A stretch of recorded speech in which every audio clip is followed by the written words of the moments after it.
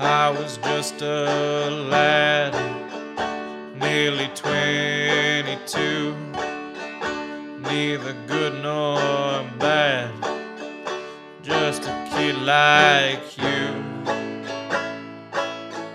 What's up, guys? Welcome back to NBD. Today I'm here with Kayleanna, or as I like to call her, K Nasty. I did not come up with that nickname, but it fits. Yeah, shout out Keith. So today we're going to be talking about different approaches to life, because I feel like me and Kayleanna have a very different approach to life. And while I often feel like my approach is the right way, it definitely seems like Kayleanna is, I don't want to necessarily say happier than me, but more at peace in her life. And I'm jealous, and I want to be better. I want to do better. So I guess first of all, I just want to ask you what you think makes us different. Okay, so we actually have a lot of similarities, but I think what makes us different is, so I am pretty calculated with what I do, but I think that I'm just a bit more accepting of the fact that it never works that way. And I'm super open to change. I think that's the main thing. Wow, okay. You said that in a lot more critical of a way than I thought you would. The way I would describe it, even though underneath, if you like pull back the surface, you're right. But how I would describe it is Kayleanna is chill, and I have never been chill once in my life. True. And so first of all, I just want to like bring up a couple times where you responded to a situation with just hippie vibes, and I did not.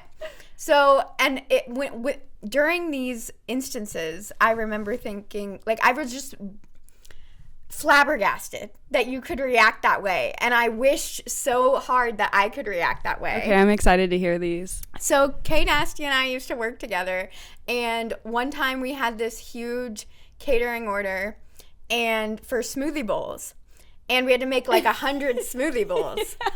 And so I was there first, and Kayleanna was late, which is a very typical of me. Yes. I was actually late just now. So. Yeah, you were. But I knew you were going to be, so you weren't really late. But so I started making them, and like on my third smoothie bowl, the blender died. And it was right as she was walking in, and I just looked at her and like told her that the blender died, like honestly on the verge of tears. And she just looked at me and like cracked up. And that's happened many times where I've been really stressed out and you've just laughed. And honestly, a lot of times when people are really chill in stressful situations, it can make me kind of like angry, because I'm like, why do you not have this sense of urgency that I have? Or why are you not taking this seriously?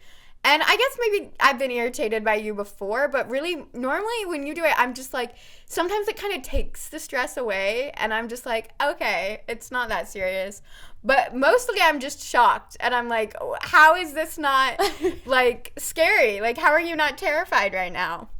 And then the other time is when we first met, and you said that you were getting your degree in philosophy, which is also what I was getting one of my degrees in. And I wasn't really planning on using my philosophy degree for my career. It's just something I was interested in. But I did want to know how I could, because I'm very stressed out about my career. And I remember asking you, like, oh, what are you going to do with that? And you were like, I don't know. Like, I'm just kind of living my life. Like, like you have your business, and you mentioned that. But, like, it wasn't like, oh, I'm focusing on my business, like, blah, blah, blah. Like, it was just like, whatever life brings me. And I was just like, oh, okay. Like, I'm freaking out, and I want to, and I think it does come, I think the biggest thing for me is the uncertainty. I am not okay with uncertainty. It freaks me out, but you seem to be a little bit accepting of it, which is something that I do strive to do. But I guess my first question here is, have you always been this way, or do you think there were some parts of your life that made you that way? So I think that I have pretty much always been this way. I think that when I was a kid, my dad was he's a military dad, so you know how that goes. He was like very technical, super like controlling, no offense, Dad, if you see this, and just very strict. And then on the other end, my mom was super laid back and super just like whatever. She liked taking naps, and she wasn't really pressed about our grades. I mean, she would like do like times tables with us and stuff before we would like get a snack after lunch. Like she would apply things like that, but for the most part, she's just happy to be here and was just whatever. So I feel like I just like saw both of those extremes and saw that life could be either way. And on one end, you know, I want to be super laid back and relaxed, but on the other end, I also do like I have goals and I have things that I want to accomplish, but like I don't know, just somewhere in between that, they did something right. And I just feel like anytime that I start to like go to one end where I'm taking life too seriously, nothing's working out for me. Even when it comes to like trying to be somewhere on time, I'll get up super early, I'll do everything I need to do, and then somehow like I'm just stuck behind a truck, like a semi truck that takes 15 minutes to reverse into a parking lot. Like just something always happens, and then like, you know, you can either approach it by being upset and being like, oh my God, this always happens, or you can just be like, I should have known, like, anything can happen. No matter what I do, anything can come out of this. And so I just feel like I just, like, anytime I get too, and, like, anytime I'm too lazy, too, like, anytime I'm too laid back, it bites me in the ass. It comes back to me, so it just keeps me on my toes. I just feel like my life just pushes me to always, like, go with whatever the flow is.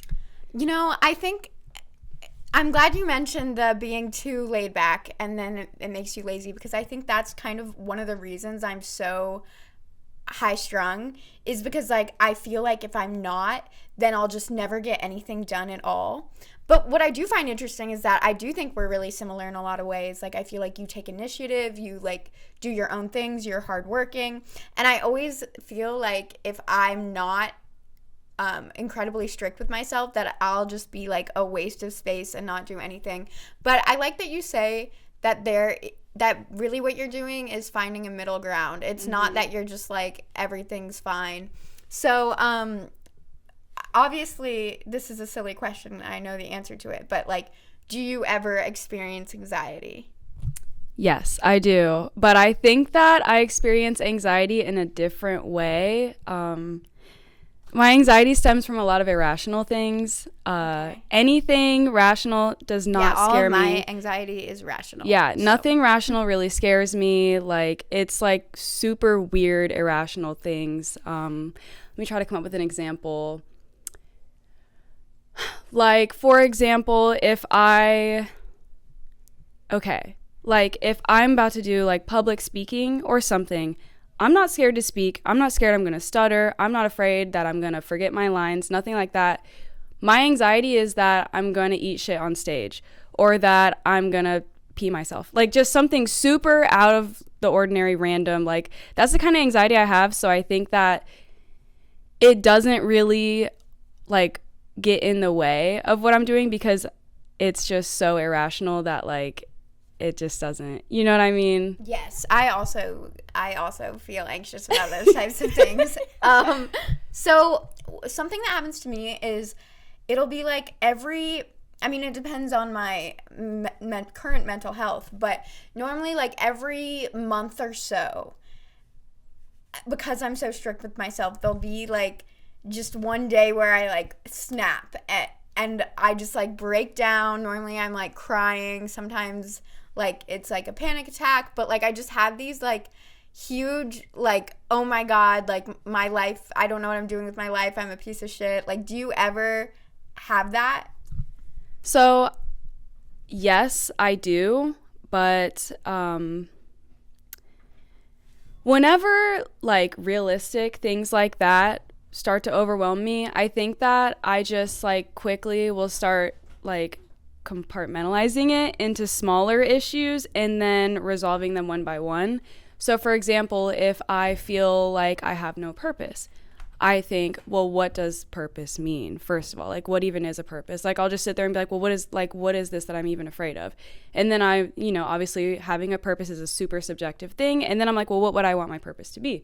And then I can start filling in those blanks and then saying like, well, I've already fulfilled these things. And like, I already am on the track to doing these things. And I think that like, that's pretty much how I resolve those huge, like, emotional breakdowns that I like could start to have. And I feel like,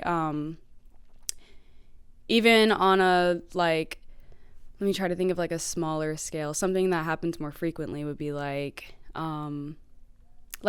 Money is a huge issue. We all have anxiety about money. Sydney always asks me how I'm not tripping about money. Because she works like 2 seconds every month. I just think that like, people say in a super vague way, like, oh, you create your own reality, whatever you put out is what you get in. And it's easy to say that, but to practice it is a whole other thing. And I think that, like, say your funds are low and you're just sitting there and you're like, how am I going to pay my rent at the end of the month? If I were in that position, I would be like, okay, well, that's at the end of the month. I'm not at the end of the month. Yeah, I'm not there right now. I'm here today. So what can I do today? And I can either chill and stop tripping because that's not going to affect me right now anyways, or I can just plan out my month and plan out how I'm going to fill in those blanks. And I just feel like I just always take whatever the big issue is, figure out where I am right now, and just do what I can right now. And if that means I just need to take a nap, I'm going to take a nap. That is, first of all, the best response I've ever gotten in this kind of problem, because that's also how my brain works. Like, I feel like it comes from like philosophical reasoning, like that. For me, anytime I'm stressed, I need everything to be broken down in a logical manner, and that is kind of normally also my train of thought when I'm like fixing it, because I don't just like spiral and then not do anything. Yeah, spiraling's not forever. I do. So that's exactly my thought process, but it just comes after like some tears. Yeah, 3 hours of crying, like telling my loved ones I'm gonna die. Like, it's just so. But it seems like it's a little bit more immediate for you. Yeah, I cannot handle being stressed. That's something that, like, when I think about what do I want in life, well, I want to feel chill and I want to be happy. So I resolve that as fast as I can before any material thing is my emotions. Okay, so what about, I want to know, I think something that's really hard for me is putting a lot of pressure on myself. And that means I get mad at myself a lot. Do you get angry with yourself? No. I don't get mad at myself because I just don't see anything to be mad at. I don't know. If you could dissect it further, I could give you a better answer. Okay. So I guess this is like a small example. Like, if I come to my car and I see I have a parking ticket, it could be like a cheap one, like $25. I am like, on the wrong day, like, I'm in tears immediately. And it's because like I'm like, I should have, like, because I can like bring myself back to the moment when I parked there, and I can be like, if I just would have done this wouldn't have happened. Oh, now this is $25 that I won't have, that I would have had if I wasn't such an idiot. Like, so like as small as a parking ticket. Okay, that's a good example. I guess it's because I don't see everything in terms of, like, my position in the situation. It's more of the whole situation. So if I get a parking ticket, yeah, I'm pretty pissed and I'm pretty upset. But honestly, my initial thought is I'm not paying that. But I will pay it. But first, I'm just, like, crossing my arms, like, I'm not paying that. But, like, who I'm mad at is definitely not me.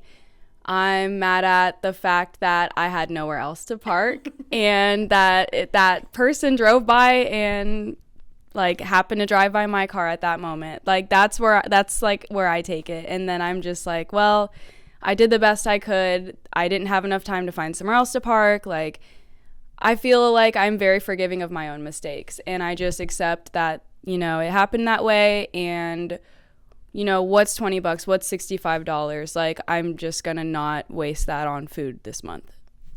Okay, so that's interesting because I always feel kind of guilty blaming things on other people. But I feel like maybe there are some circumstances like that where if I'm just like, oh, like, screw that parking guy, like, it would it would probably be a lot less on my personal psyche. Yeah, and it's not just like, I'm not just pointing fingers. It's just like, it wasn't all me that caused this, right? You know? And even if it was, and this, again, takes me, like, months after the occurrence to realize, like, even if I did mess up, like, I always have to do that thing. I started doing this in middle school where I'm like, okay, is this going to matter in 10 years? Mm-hmm. Is it going to matter in 5 years, 1 year? And sometimes it won't even matter the next day. Exactly. And that's how I've kind of, like, tricked myself into not being so angry at myself. But, so, can you think of a time? All right, sorry for that interruption. I ran out of storage because I'm a piece of shit. But anyways, back to our conversation. Where were we? I forget. Perfect. We were talking about parking tickets and blaming other people. And then, oh, yeah. I wanted to know about a time when you were mad at yourself. Just, it could have been when you were 8 years old. I have a great time where I was mad at myself. Okay. I was mad at myself for being in a bad relationship for 5 years. Oof. I can relate to that one. And it took me a long time to forgive myself. And yeah, actually that experience, I even forgive the other person and we get along now despite everything that's happened. And that has taught me a lot about forgiveness, especially within, because at first all the feelings that I had, all negative feelings I thought were towards that person. And then after journaling and reflecting and thinking, I realized I was just mad at myself. And really? For everything? Yeah. Everything. And for, like, putting up with it? For allowing it, yeah. Yeah. And for, you know, you look at a situation and you see it from your eyes and you see, like, this person did this to me or this person, like, said this and that to me. But then when you, like, look through their eyes, you know, it's like, well, maybe they took something that I did a certain way where they thought it was okay to do this or that because I didn't communicate my needs properly or I didn't communicate my boundaries. I just used body language or I was passive about certain things or I beat around the bush because I'm the kind of person where in relationships I expect from a partner, which I don't have a partner right now because I'm looking for someone who unless I'm looking for a partner who wants to do things for me, certain things that I like want. And I can look back and see in my past relationship where I wanted him to know that it should be obvious that he should be respecting me or for doing these things for me or want to help me with something or whatever. And yeah, so there was, you know, on the other end, there was certain things where I fell short for my own self.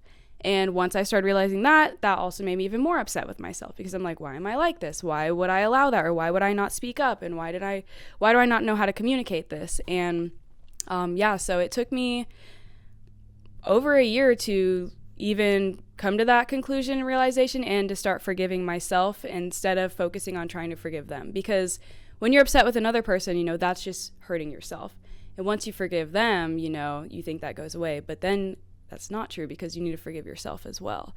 And so I think that alone had taught me, like, just, I feel like for the rest of my life which is probably not true, but I'm set on, like, forgiving myself for any mistake I make. And also, when you can forgive yourself, you can really forgive anyone for anything. Wow. Beautiful. So I'm pretty good at forgiving other people, but I think it comes to a point where I forgive people too much, where it's really just a lack of boundary setting. And I wondered, for yourself and for others, how do you balance forgiveness with accountability? So when someone does you dirty or when you make a mistake that you know you're better than, how I'm just really restating the question for you, but like, how can you hold yourself accountable so you can do better in the future? And how can you hold another person accountable so they know that they can't treat you like that? I think I'll start with other people. It is your choice to engage with someone that falls short and that does not respect your boundaries.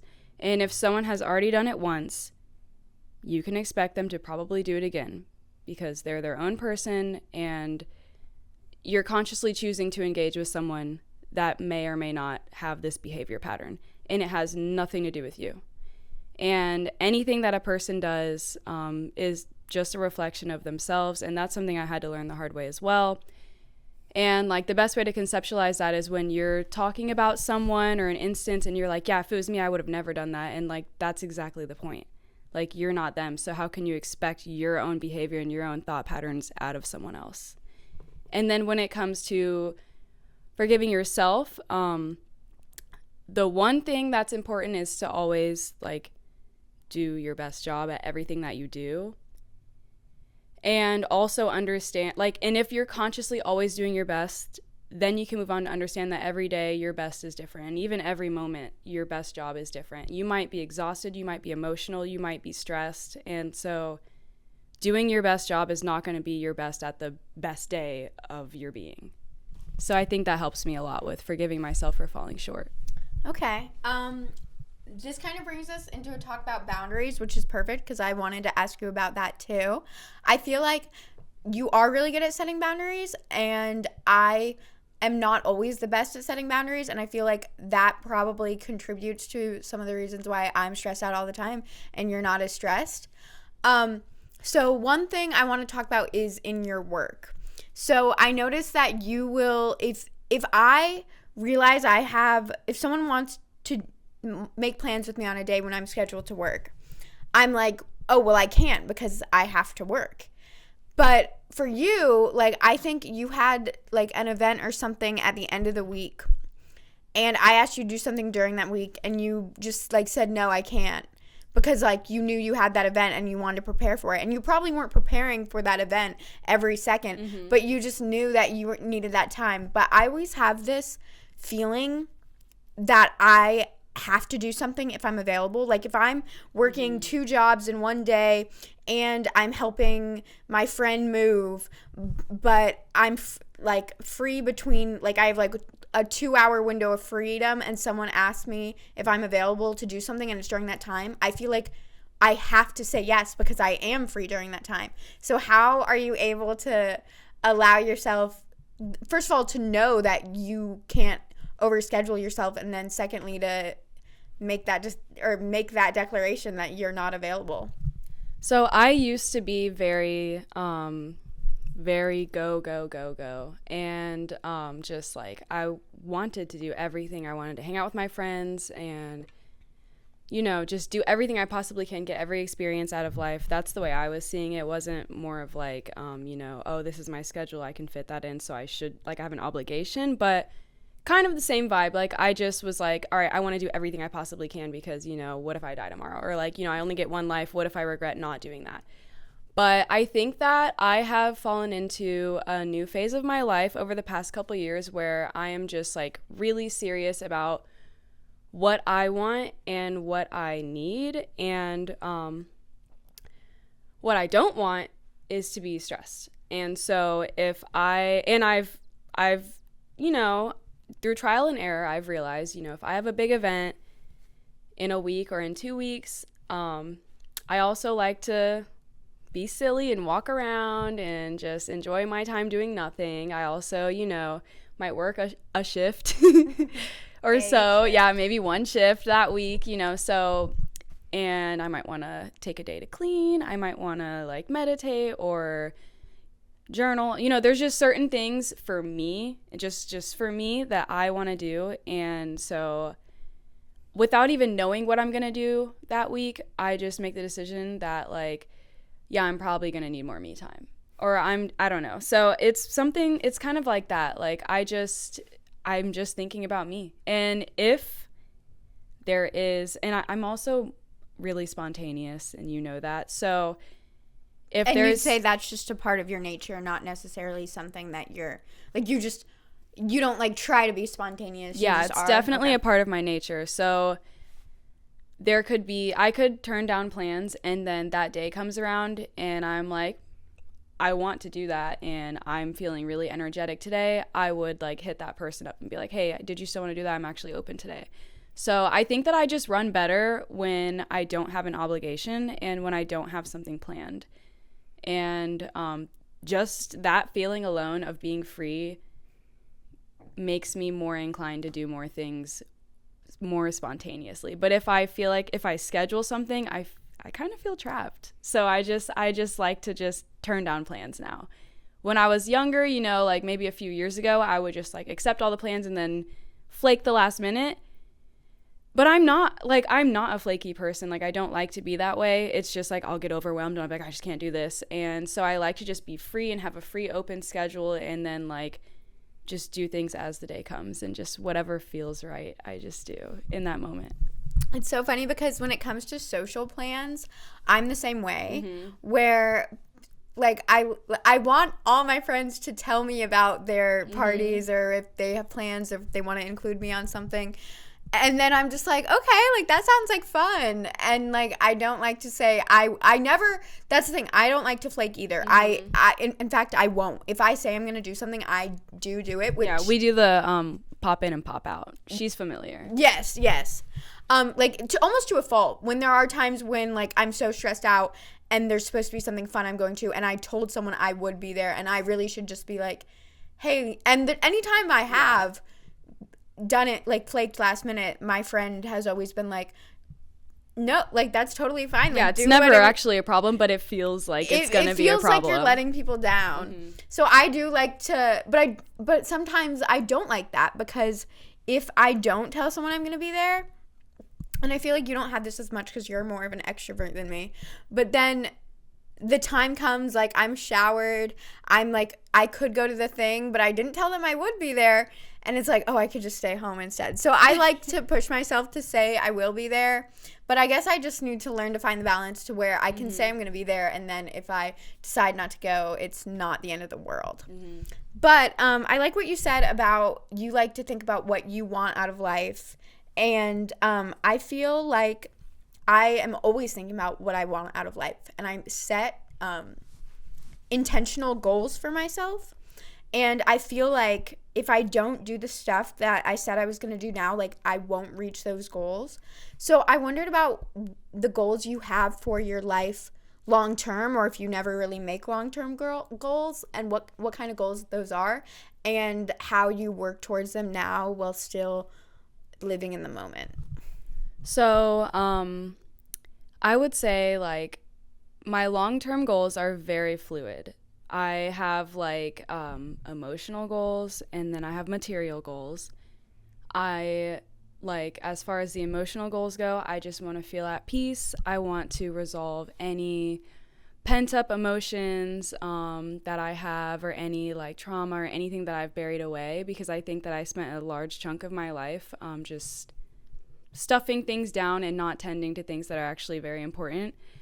And so my long-term goals are to just really be at peace. And material things that also would bring me to that state would be having a lot of land, living somewhere warm and with a lot of grass and nature. And so it's a very like subjective thing, but the way I like would envision that, I would probably live outside of the country. I don't have a destination in mind, because I don't think that I have enough knowledge or education on that to make a goal out of it, like to make a firm, concrete decision. And so I like to like limit myself, like I don't want to call it a limit, but limit myself to what I know, because that's how you make realistic goals. And if I don't know exactly what something would look like or how something works, then I don't put too much pressure on that, and I try to keep it really fluid, because it can change at any moment. And also I think that who I am changes all the time too. Like even a year ago, I probably was a completely different person. I feel like I'm constantly changing, so I don't put a lot of pressure on long-term goals, because like, for example, what I used to want when I was 21, it has nothing to do with what I want now. So I don't try to look too far. I try to just enjoy right now, because the seeds that you're planting right now will bloom in the future. Okay, I have a couple things, so let's hope I don't forget anything. So first of all, I'm just going to go with what I really want to talk about. I like that idea of not focusing too much on long-term goals because they change. Because that happened to me when I went to college for the first time. I went to college for something I had been working towards my whole like childhood. Yeah. And then I felt like when my goals changed, it didn't feel like, oh, my goals are changing. It felt like, oh, I'm giving up on my life goal. Mm-hmm. And it took me a long time to accept that what you want just changes. And I feel like that comes from like my parents. They always seemed unhappy with their life, like many boomers and Gen Xers like most are. Let's be honest, like most. Where it's like either they didn't live up to their potential or they never really pursued what they really wanted. So I thought that because my goals were changing, I was like, oh no, I'm just gonna end up just like them and I'm not pursuing what I really want. So I think that's a really important point. And then I was gonna ask if you think that your demeanor and approach to life is specific to your goals. For example, do you think you could have that same approach to life if you wanted to be a doctor? I think so, but it depends, I guess, on what kind of career path as a doctor I'd want to be in. If I wanted to be a surgeon, obviously I'm going to have to work more than one day a month. Maybe two. Maybe two, yeah. So, and that just depends on what like I'm comfortable with and what makes me happy. And if, for example, if I want to be a surgeon and what would make me happy is being a surgeon, then I would be happy to put in the work to do that. Does that make sense? Yes. So, okay. I feel like one of the reasons I am the way I am, not to put the blame on anyone else, but we live in a society. And, right. Like, when you're younger and people, parents and teachers encourage you to think about what you want to do with your life, what they mean is, how do you want to make money? Exactly, yeah. And that's something that I've had to train my mind out of too, because it's not about money.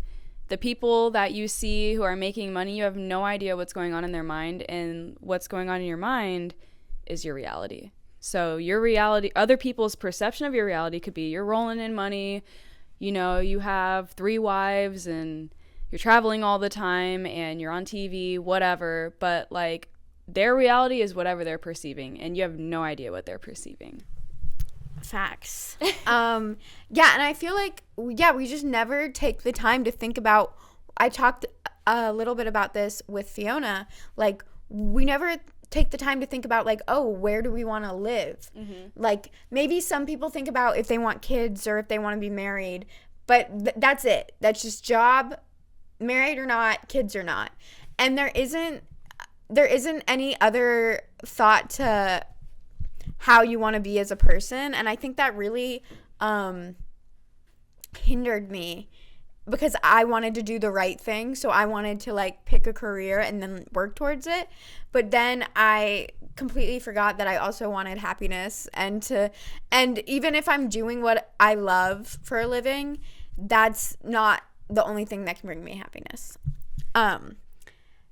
You talked about wanting land or wanting to live in another country. Have you ever thought about, and I can't, it's like an acronym, but it's like this program where you can go live in a host family's house, and like you help do the work, like gardening. It's actually only 4 to 6 hours a day, which I think is not much considering like mostly you work 8 hours.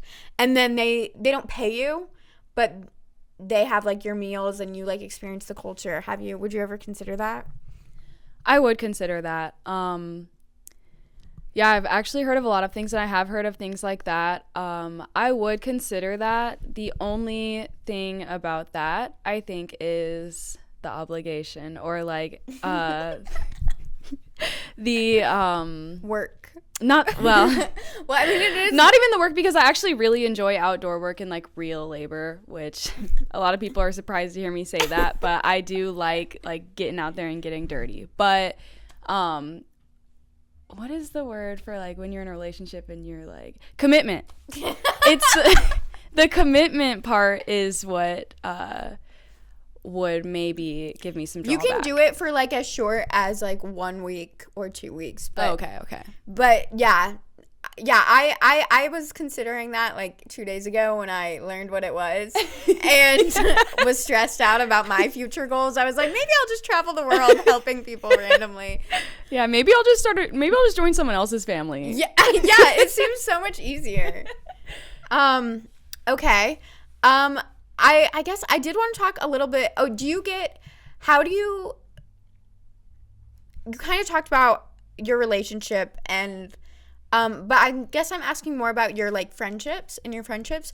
Do you get anxious about those, either the longevity of them or the stability of them, security, or do you ever worry about like your friends being mad at you? No, I never do, because I know that this is a common thing that people go through, and I can understand where it's coming from, because I know that this happens. But no, I never get anxious about people being mad at me or wondering like, how long am I gonna be friends with this person, or like, is this friendship worth it? Like, none of that crosses my mind. The only thing that I would maybe get anxious about is if I feel like I may be falling short with like making sure that they know that I care about them enough. Like, if I get really caught up and I'm aware that this person has like more emotional needs or something like that, and I feel like I'm kind of lacking on that, and I'm aware of it, and I can think that they may be thinking something's fizzling or something like that, like that'll cross my mind, but I just check in with them, and I mean, that's pretty much as much reassurance as I need, is I'll just check in and be like, hey, I miss you, I love you, like just letting you know I'm thinking about you. And yeah, that's pretty much it. But I don't feel that way because like I said, I've learned that any feeling that anyone else has or any perception they have has everything to do with them and what's going on in their mind, and has nothing to do with me and my behavior. And like, for example, if you're in a relationship and you get cheated on, you might forgive them, but if you reverse it and you cheat on them, they may never forgive you. And that's just the same thing. Like, how someone reacts to something has nothing to do with you. It's just who they are.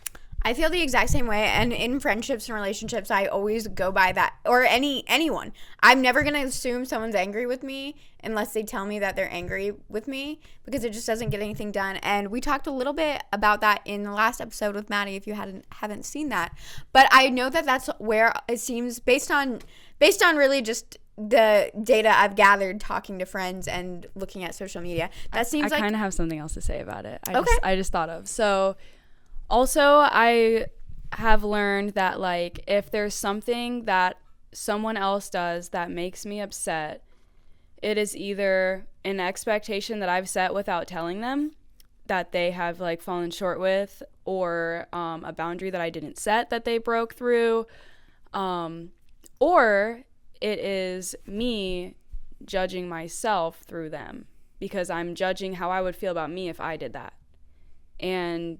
so with that information, like, that is why I never, like, worry about how someone else feels about me, because however they feel about me is how they feel about themselves if they were me. If they were in my shoes and they did that, they would be judging the fuck out of themselves, but they're not me, and that's their own problem. But obviously I would acknowledge their feelings and everything, but, like, it wouldn't hurt me. Understood. I feel like a lot of the ways you're answering these questions come back to yourself and your own wants, needs, goals, and that's basically what I've been working on for the past, I'd say, like 5 years, of focusing on what I want and what I need.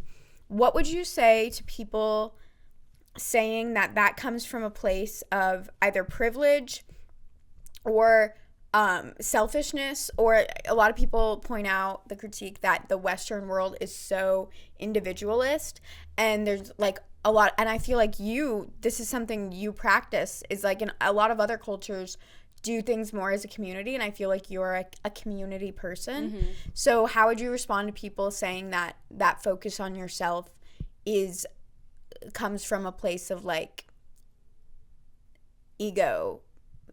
egocentric behavior? Well, judgment in general is from the ego. So the fact that they're saying the fact they're saying it means that they need to dig deeper. Yes. That's actually exactly how I feel. If you can't understand a concept like that, like I used to not be able, like I would speak it and I would tell myself that when like someone would hurt me, I'd be like, this is just like, this is a me thing. I need to work through it. It's pulling out one of my insecurities, but like I wouldn't really understand it. And it's taken me a long time to get to that point, but you got to dig deeper. You just got to try harder to figure out why that hurts you and why you are wanting this from this person and why this person has that much power over you. And I am a very community oriented person, and like I definitely like take pride in my friendships and like all the relationships that I have, and they're extremely important to me. But when it comes to like your emotional state and your needs, like that's definitely a you thing, and no one can really fulfill that. It's something that you just have to fix on your own. I always think about how like you're born into this world alone and you're gonna die alone. Even if you don't die physically alone, like you're the only person that's with you all the time, and you're the only person having the perceptions that you're having. Like you're the only person, like, you know, if an altercation happens between you and your friend and then there's like people watching, like every single person that tells the story is going to tell it from their point of view, and they're going to interpret things differently. And like even like if you tell your friend like, hey, this happened, like their reaction might be different than yours. Like you might tell them a story that you thought was really negative and they're like, oh my god, that's awesome. Like everybody just takes everything their own way, you know, like. And I feel like you can like go to your friend and tell them something like that to seek validation, and maybe you can feel validated if they agree with you. Mm-hmm. But at the end of the day, the only validation you're ever going to get is the one that comes from yourself. Exactly. And yeah, that's one of the reasons people always say like you need to love yourself. And I find myself sometimes getting frustrated with things like, why can't this person do this? Why do I always have to be the one to do it? But then I started to feel so comforted by the fact that I'm going to be with myself for the rest of my life. And if I'm the only one I can count on, that's pretty good, because I'm going to be here for me the whole time. Exactly. And when I feel that way, like, gosh, I just wish someone would do this for me, or gosh, I just wish I had someone for this or that, I definitely check myself quickly and I'm like, well, I'll do it. Like, well, I'll do it. And I feel totally comfortable with that. Like, if I want something, I'll go get it. If I need something, I'll take care of it. Yeah, and now I do everything alone and I love it. I just love being by myself. But I remember, like, wanting to do something, or if there'd be an event and I'd be like, oh, I have no one to go with. But now I'm just like, okay, then I'll go alone. Exactly. And I mean, that's something, not everybody is that way, and that's totally fine. But I think that everyone should at least try to practice their own individuality. Like, you don't have to just remove yourself from your community and start being alone or anything, but like it is very important to be comfortable with yourself and to know yourself, you know, and to nurture yourself.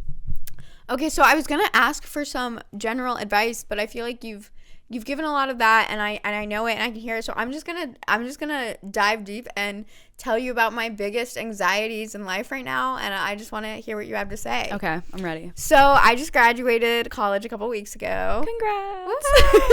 And my lease here ends in August, and I'm planning on moving to California, Los Angeles area with one of your roommates now, and I'm trying to pursue, you know, a career in like television production, streaming production, podcast production, and I have money saved, but it's not going to last forever. I've been applying to jobs, I wasn't expecting to, but I haven't heard from anything. Like, I'm likely going to end up having to go without having a job yet. Right. And I'm terrified. I'm really scared just because it's so far away. Obviously, you know how I feel about money. I'm always anxious about money. And I'm honestly not afraid about living with who I'm living with, even though I don't know them as well as most people know their roommates, I think, before they live. I think it's going to be really good for me, actually, to just, like, force myself to, like, I think it's going to actually do really well to cut through some of my routine and scheduling and planning and control. I think it comes from, I think all of my problems come from my need to control everything. So I think it'll be good for me to lose that control. But I am just really nervous about my future and if it's all going to work out. And so, yeah, what do you have to say? Any comforting words? So, comforting and also uncomfortable thing to say is that nothing ever works out how you expect it to, and that's on every scale. Like, you can literally order food from a restaurant and they can just mess it up. You can say exactly what you need and then get something you didn't order. Like, you never know what's going to come out from what you put into life. And I think that, like, I always say, like, I've been saying this since high school, I'm like, every day's a surprise. Like, I have no idea what's going to happen. Where I'm at right now, I would have never guessed. Like, I just, you never know. So you can only do so much to plan and to be ready and be prepared. But once you get there, you might walk into a building and meet someone and get a job through them. Like, you just never know. So the only way to look at it is to be excited, is how I feel. And also,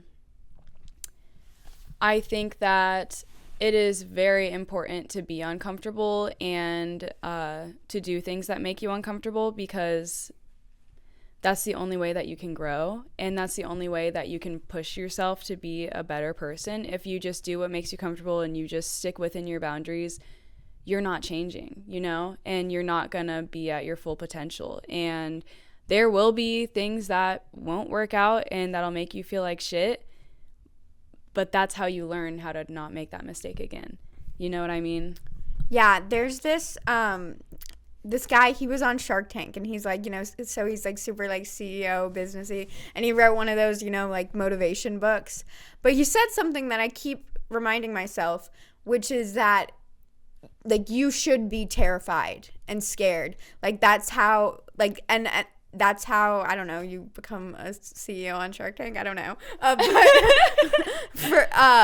But that's something that's been helping me, is just knowing, like, my fear is a good thing, because it means I'm pushing myself out of my comfort zone and trying something new. And then also, along with the lines, sorry, my foot falls asleep every single time, and I have to act like everything's okay, but it's not. About what you said about every day is a surprise, I always tell myself, I always realize after things happen that they were exactly what needed to happen for me to get to a certain place. Like, it feels like it was meant to happen. Mm-hmm. And whether you believe in that or not, everything, you know, there's the phrase, everything happens for a reason. And people are always like, that's stupid. Like, everything doesn't happen for a reason. Like, this horrible thing happened. Like, why did that happen? Like, yeah, like, you can say that. But the truth is, everything does happen for a reason, because something had to cause it to happen. Mm-hmm. So it literally did. But also, like, it's just, when I look back on my life, like, everything happened perfectly to land me where I am today. So why would I not think that that would just continue to be the case? Exactly. Yeah. Like, even with working, like, where we met at the smoothie shop, like, I was not, when I got that job, I was not expecting to be there long. I was like, this is below me. Like, the pay is low. Like, this is, like, a job I would have gotten in high school. Mm-hmm. And then, like, I ended up getting, like, a job in my field through that. I ended up meeting, like, I found a family. Like, so many things. And it's something that, like, my mom was like, why are you doing that? It seems like you're moving backwards. Like, so things can feel like they're a terrible thing. Like, when COVID happened, my mm-hmm. life got very bad when COVID happened, but it ended up pushing me to be way better than I would have been if it never happened. So yeah, that is a good thing to think about, that just, even if something goes terribly wrong, there's a reason for it. And I used to think that, you can say what you want to say, just one more thing. I used to think that me going to school in New York was this horrible, terrible mistake. Like, oh, that was the worst mistake of my life.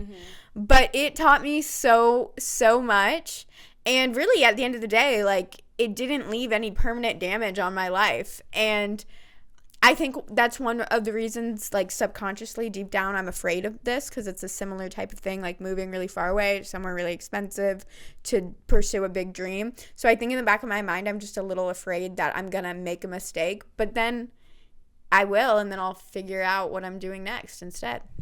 I have two things to say. So I'm always referencing stuff that I heard on TikTok, but something that actually You know what you can do is you can always just say, I read an article. I'm always like, I read this. I saw a TikTok. Like, I'm always trying to start off like it's some educated statement, which I'm not saying it's not, but it is from the clock app. But so this person was just saying, like, people are always scared to just move somewhere with no money and to just go do something with no money and no plan. But in reality, like, your fight or flight response will kick in, and you're not going to allow yourself to be homeless and broke. That's what I always keep saying. You're going to find a way. You're not lazy. You're disciplined. You're an adult. Like, you're going to do what you need to do. And you might be struggling for a minute, but, like, that's just a moment of your life. And that's a moment of your life that will be humbling, and that will teach you so much about survival and about, individuality and, like, building your foundation, And the other thing that I was going to say is, my two favorite emotions are fear and excitement.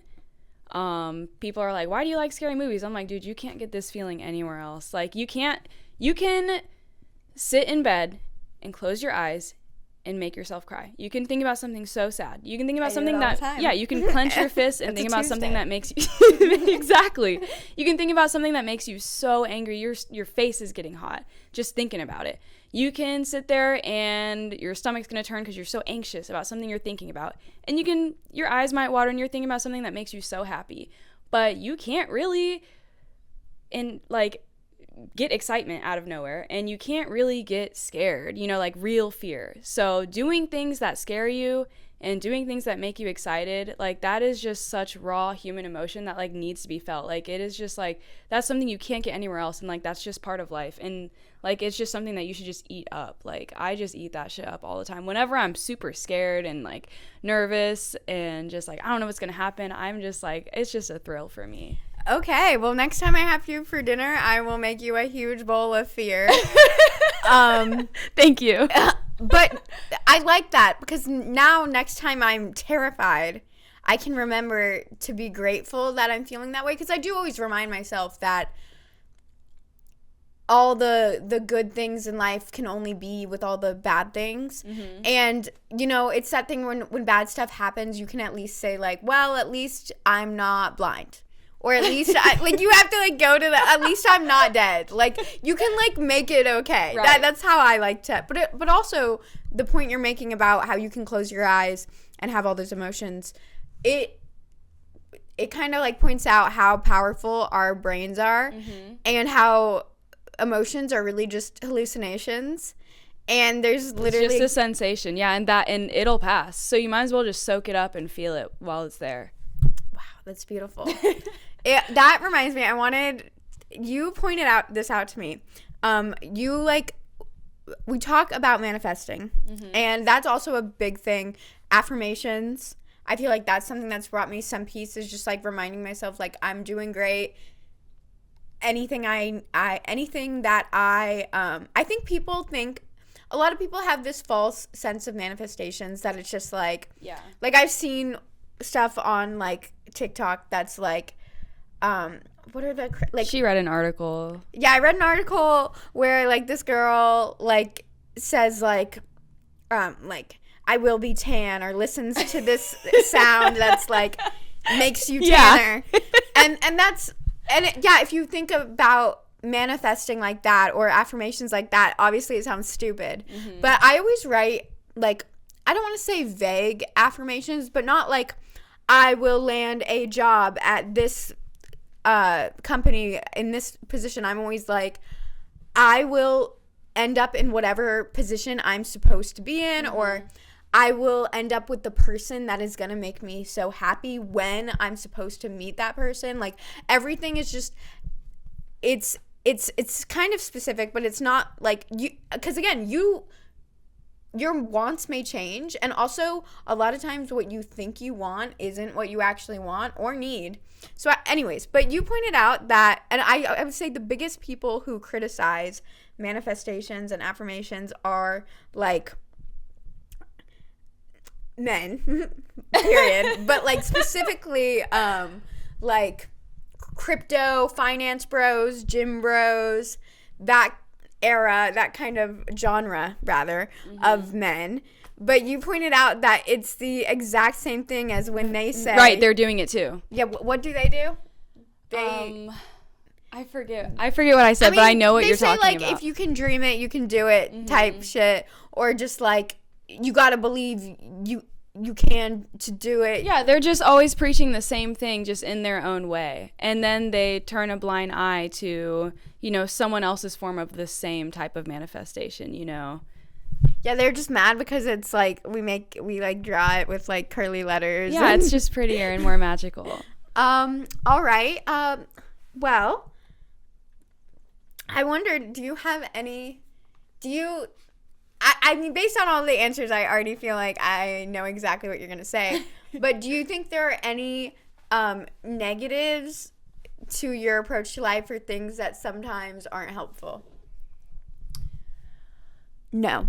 That's Okay, the short answer is no, but I'll say that the only thing I can come up with is possibly like unemployment. Precisely.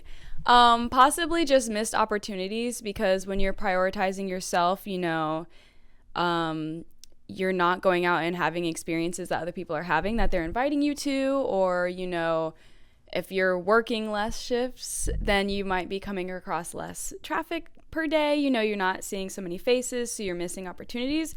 But I believe that whatever is there for me is waiting for me and will find me as long as I'm out getting it. And whenever I'm out getting it, I'm going to go get it. So, yeah. So, no.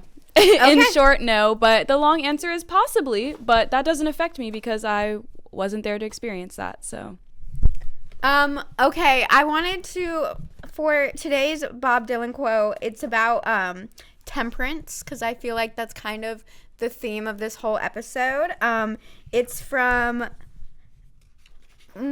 She Belongs to Me, and there's kind of a couple lines that I really like. My love, she speaks like silence without ideals or violence. And I feel like you just were talking a lot about how you don't idealize your life. You just let it be what it is, and you accept it, and more importantly, you celebrate it, which I think is something that's really hard for a lot of people to do. And also, some speak of the future. My love, she speaks softly. You're not worried about the future. You're just in. They also said, this isn't what Bob Dylan says, but someone interpreted that line as, some speak of the future, my love, she's into now. And I feel like you just embody living in the present. That is so me. Yeah. And it's something I really admire about you. And finally, you literally said exactly this, and I had no idea you were going to, but my love winks, she does not bother, she knows too much to argue or to judge. And I feel like you just were talking about how much you don't want to cast judgment on other people or argue, because you know that it just comes from your own wounds or other people's own wounds. Exactly. So before you go, you should talk about what you do, what your business is, and plug your socials. I'd love to. So I am I'm an entrepreneur. I wrap crystals, I make jewelry and crystal sun catchers. Pause. And I think I'm glad you called yourself an entrepreneur, because any like young entrepreneur that you see is going to be like is going to embody grind culture. Like, I'm up at 5 a.m. I do this, I hustle, and you know, you are an entrepreneur, successful, and you don't feel the need to be so extra and showy. And I just think that's something to point out. Thank you. Yeah, because I don't get up at 5 a.m. and I mean, I grind on my own time. So there are days, sometimes consecutive days in a row, where I'm sitting there working for 12 hours straight, you know, I mean, I'll go pee, but like I'm just working because I'm in that creative mindset and like I don't want to stop until I'm finished. And I work when it comes to me, and if I have an idea, I might jot it down or like sketch it in my notes app, but yeah, I really just take everything how it comes, and as soon as I have a creative idea, I might try to like map it out if I'm not at home, but if I am at home, I'll just start working. Like that's pretty much what my schedule is. And sometimes it is long hours. Sometimes I'm like, damn, like why did I do that? Like I could have just like went outside for an hour, but like I was just so driven into it. But other times I'll go a whole week without touching my work. But anyways, what I do is I make crystal sun catchers. I make jewelry, like body jewelry and, you know, necklaces, bracelets, whatever. And I do macrame crystals, and I'm looking forward to doing some more stuff. I want to incorporate more home decor, and I also, per Meg's recommendation, I would like to start doing intuitive jewelry as well. And also I've been really getting into palm reading. I started reading this like just introduction to palm reading book a couple years ago, read half of it, put it down, and I just picked it back up recently, and I really want to start getting into that too. I'm really into just anything intuitive with a little science backed into it is really my thing. I'm super into it. So anyway, my Instagram is crystal with a K _Keej. It's KEEJ, and my website is keejscrystals.com.